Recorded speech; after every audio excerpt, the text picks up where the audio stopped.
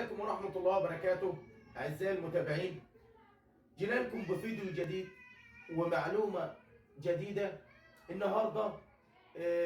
لما تترفع عليها قضية وتكون القضية دي مفتعلة بدافع الكيدية وخدت فيها براءة، إيه أنواع التعويضات اللي ممكن أنت تطالب بها؟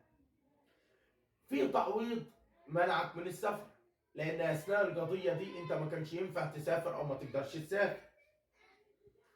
الحجز بتاعك والتحقيق والحجز التحفظ عليك في المركز ده يحق لك ان انت تطالب بتعويض عنه.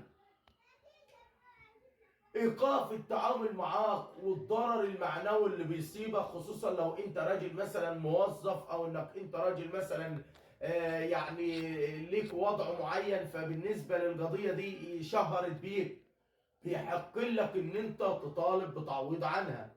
ده حتى مصروفات التقاضي اللي انت بتصرفها انت بيحق لك ترفع تعويض عنها.